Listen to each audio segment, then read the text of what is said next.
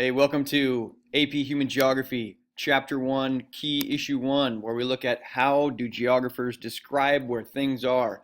I'm your host, Andrew Patterson. So in Key Issue 1, we start off at the very beginning with the basics. Maps.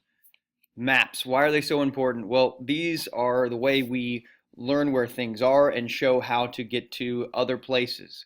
As geographers, we look at things spatially, meaning how things are connected to each other based on their position on the earth. So geography, it's invented by the Greek scholar Eratosthenes. Geo, meaning of the earth, graphy, meaning to write or record or describe. So human geographers, which is what we are, ask, where are people and activities found on the earth? And why are they found there? I can tell you that I love this course because it asks the questions, why? Like so many other courses are wonderful and classes and content material, but they kind of tell us how to do things. Geography is awesome for analyzing why. And in geography, we get to look at why people interact with each other the way they do, how they build their societies, and where they are on the earth based on the physical landscape. I love geography, and I'm glad you are taking a look at this course. So map is geography's most important tool for thinking spatially because we see how things are connected and where they are located to each other. Cartography, keep in mind, this is the science of map making. So geography is not map making or studying or memorizing maps and states and countries. Cartography makes maps. Geography is the study of how people are interrelated with the environment. Human geography is. Map scale. When we talk about scale, we're talking about the relationship of a feature's size on a map to its actual size on Earth. So when we scale something, we describe, okay, well, what portion of the Earth are we looking at? And this can be presented in a couple of different ways. In a ratio or fraction, we're looking at perhaps like 1 to 24,000 or 1 to 24,000th. In written scale, maybe we're thinking that 1 inch equals 1 mile. Or we can use the bar line like we see down here in this map, where it just straight up shows us the representation of distance. So when we look at scale, we look at this Houston metro area where we are at 1 to 1 million of a scale, and we see pretty much all of Houston. You can see the streets going around here. But when we zoom in, we're looking at a scale of 1 to 10,000, meaning we're seeing a smaller area represented on this map, but we are scaled way in, okay? So you can see that here's the bar meter right there, and we're actually looking at Houston. What did they have, the old Astrodome? Or I don't even know what that is, to be honest. Projection. So we have a globe Earth floating around out in space. The issue is, if we want to represent that globe or that round spherical object on a flat map so we can take a look at it, it becomes difficult.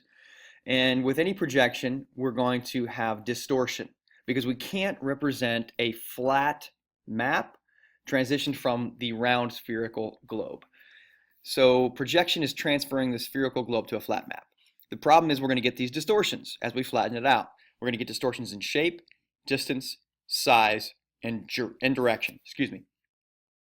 Most of the projections we end up using are equal area projections, meaning the relative sizes of land masses stay pretty much the same.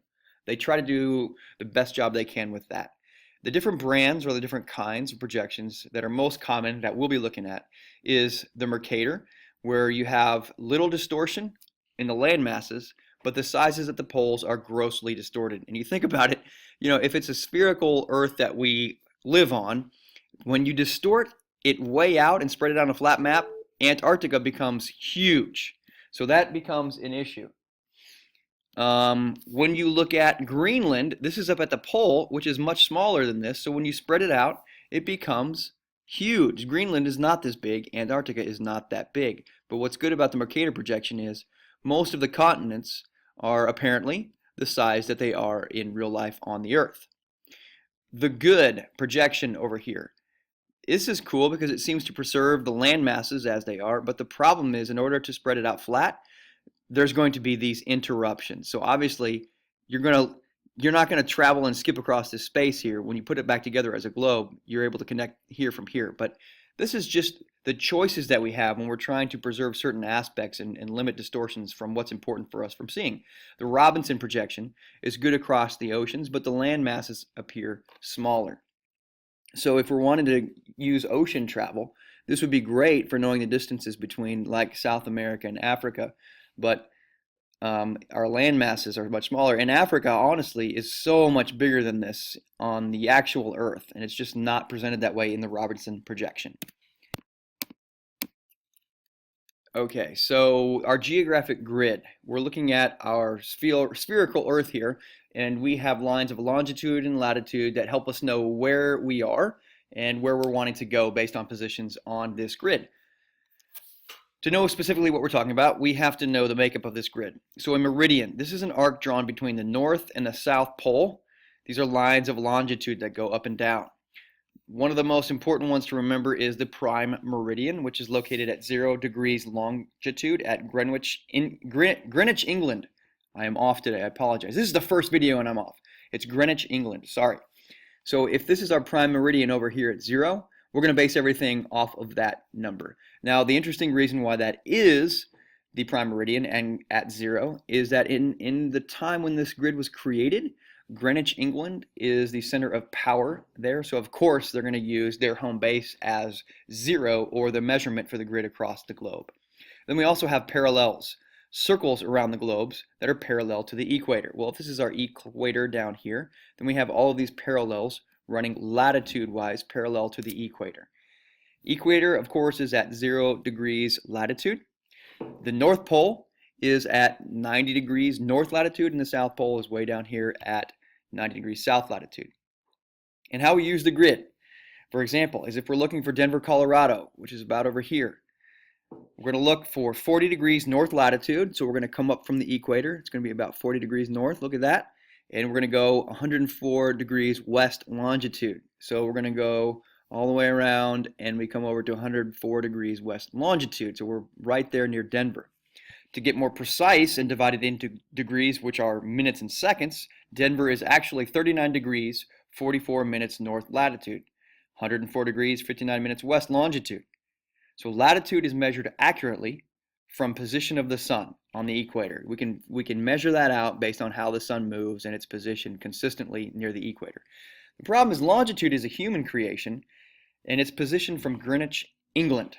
So when early explorers were trying to figure out where they were, they had a really hard time because longitude is not based off of the sun or stars. Telling time. We've got Greenwich Mean Time, GMT, which is located at the prime meridian, running right here through England. It's the standard reference for all time. As you go forward, we're progressing in hours. The other important line we see is the international date line, which is located at 180 degrees longitude, and it moves the clock back 24 hours.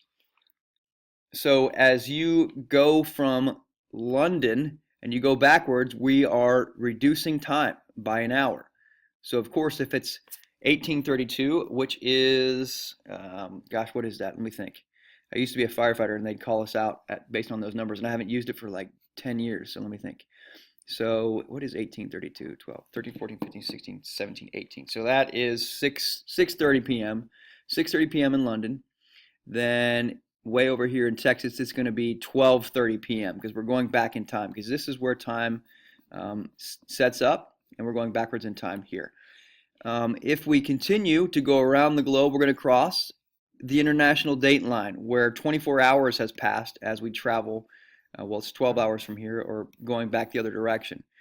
So the interesting thing is, if you're on a ship, you could actually time travel or go back in time. If you're going west from the Pacific Ocean and you cross international date line, you could go back a day.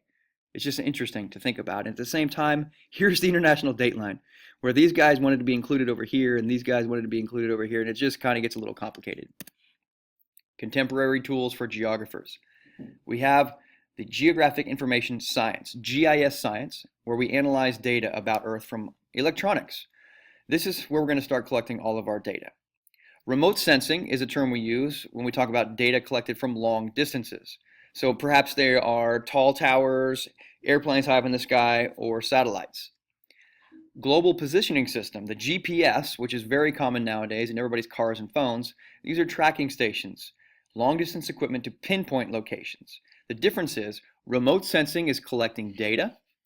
GPS is tracking, positioning. You put them together, you've got a geographic information system, or GIS.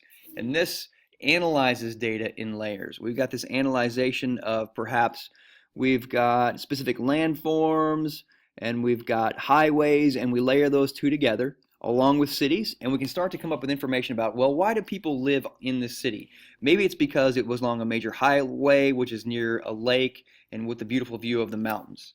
Something like that. That's how we work in geography.